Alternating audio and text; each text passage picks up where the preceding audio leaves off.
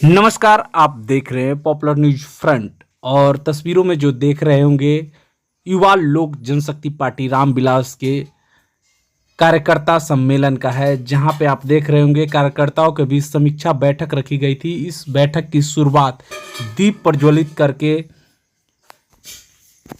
युवा लोक जनशक्ति पार्टी के अध्यक्ष वेद प्रकाश पांडे के हाथों दीप प्रज्वलित किया गया और देख पा रहे होंगे सभी आगंतुक उनका इस दीप प्रज्वलन में साथ दे रहे थे, जिसमें मुख्य रूप से मुकेश पासवान जो कि जिला के प्रधान महासचिव है वो भी इसमें शामिल हुए थे और अवधेश कुमार सिंह और कई लोग इसमें शामिल हुए। आप देख पा रहे होंगे लोक जनशक्ति पार्टी के तमाम युवा लोक जनशक्ति पार्टी के कार्यकर्ता इस कार्यक्रम में सम्मिलित हुए और दीप प्रज्वलित के बाद लोगों ने जम के तालियां बजाई और इस कार्यक्रम का शुरुआत किया गया।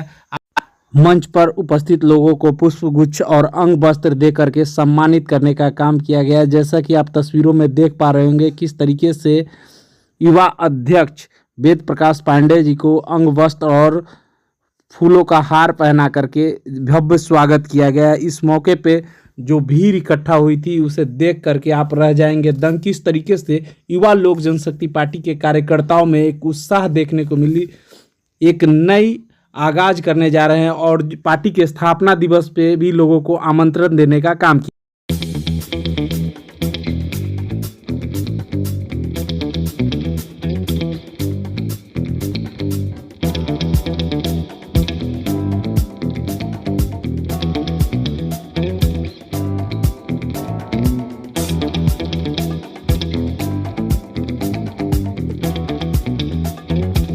जी देखिए, आज वैशाली की धरती पर हाजीपुर में युवा लोक जनशक्ति पार्टी रामविलास का यह समीक्षा बैठक भी रखा गया है।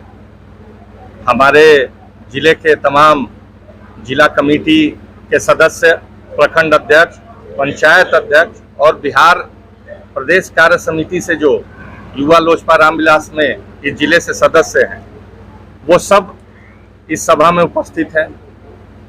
इसका आयोजन हमारे होनहार जिला अध्यक्ष पवन राज जी ने किया है।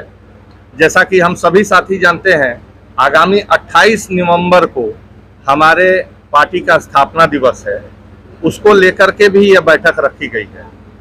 आगामी 28 नवंबर को हम सबों के नेता आदरणीय चिराग पासवान जी ने ऐलान किया है कि पटना के गांधी मैदान में हम लोग भारी से भारी संख्या में बिहार फर्स्ट, बिहारी फर्स्ट महारैला करने जा रहे हैं। और आज मैं अपने माध्यम से यहाँ तमाम कार्यकर्ताओं को न्योता देने आया हूँ कि इस सभा में आप लोग सुनिश्चित करें कि हाजीपुर पुनः एक बार फिर से इस महारैली को लेकर के इतिहास लिखने जाएगा। तो बस इन्हीं चीज़ों को लेकर के इस बैठक का आयोजन किया गया है और अपने कार्यकर्ताओं को न्योता देने का काम मैं करने यहाँ आया। बिहार में 4 जगह पे उपचुनाव, क्या तैयारी है उसकी? जी, हमारी तैयारी पूरी तरीके से एकजुट है। एनडीए के तमाम उम्मीदवार चारों सीट पर जीतने जा रहे हैं और यह उपचुनाव को बिहार की जनता एक सेमीफाइनल के रूप में देख रही है और चारों सीट पर बिहार के मतदाता ने मन बना लिया है कि एनडीए के उम्मीदवार को हम इस बार सदन भेजने का कार्य करेंगे। जी, जिनका आप नाम ले रहे हैं उनका नाम हम लोग जाने नहीं है आज तक, लेकिन इधर कभी कदार सुनने में आ रहा है।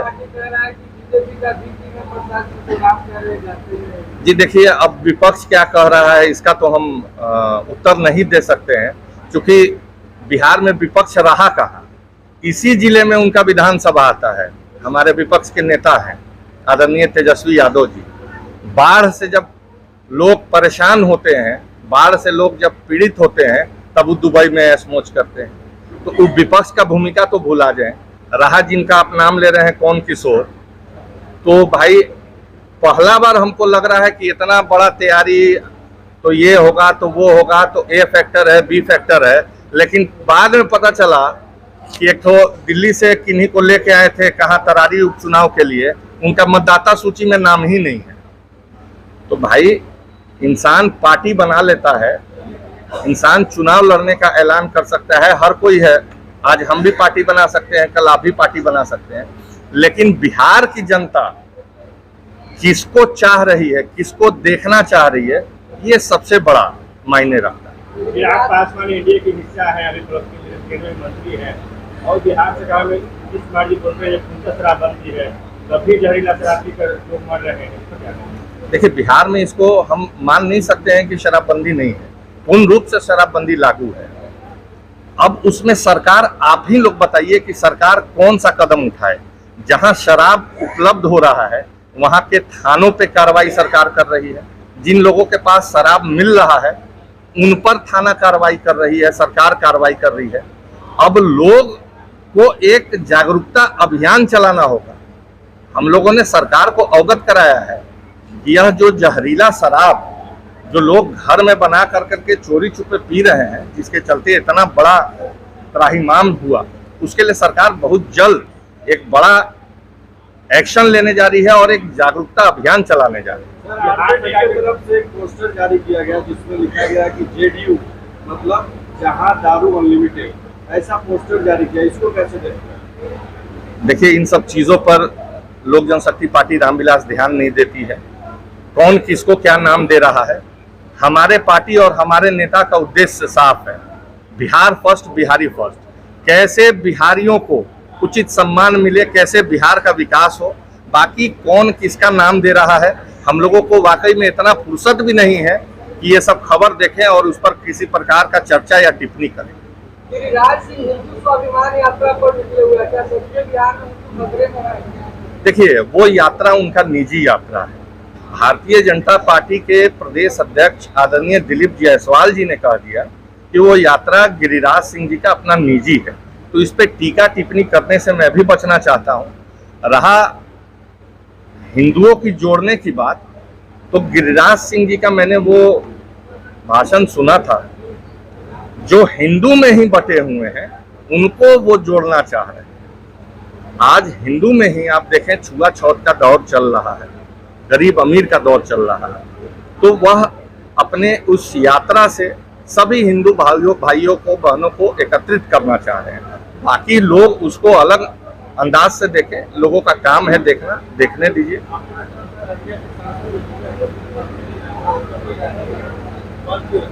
जी देखिए, वो उनका निजी राय है। लोक जनशक्ति पार्टी रामविलास कभी भी उस किसी व्यक्ति का या कथन का समर्थन नहीं करेगी जो लोगों को बांटने का काम करेगी, जो समाज को बांटने का काम करेगी। आखिर इसी बिहार में हमारे पार्टी के संस्थापक स्वर्गीय रामविलास पासवान जी ने घोषणा किया था कि अगर लोजपा का भी सरकार बनाएगी तो उसमें मुख्यमंत्री हम किसी मुसलमान भाई को बनाएंगे। आप लोगों को याद होगा, बिहार सरकार में स्वास्थ्य मंत्री हैं मंगल पांडे, जब वो अस्पताल निरीक्षण में जाते हैं उनको जी देखिए, माफ करिएगा, वो खबर मैंने देखा नहीं है। अगर ऐसा है तो उन अधिकारियों पर उचित कार्रवाई होना चाहिए, क्योंकि उस विभाग के वो एक माननीय मंत्री हैं। बिहार में जो अधिकारी उनका वर्चस्व बढ़ गया। जी ऐसा नहीं है कि बिहार में अधिकारियों का, सरकार बेहतरीन कार्य कर रही है। तो बार-बार अधिकारियों के साथ हैक जोड़ने की नौबत क्यों आ जाती है? जी देखिए, तो उस पर मैं क्या टिप्पणी करूं। माननीय मुख्यमंत्री जी काफी सीनियर लीडर हैं बिहार के, बिहार को बेहतरीन तरीके से चला रहे हैं। अब अधिकारियों से लंबे समय से उनका एक पारिवारिक रिश्ता हो गया है। जिन अधिकारियों को ज्यादा मानते हैं वो अपने पुत्र समान भी मानते हैं, उन्होंने कहा भी है। तो ये हाथ जोड़ना और किसी को आश्वासन देना वो अपना उनका निजी। जी माफ करिएगा।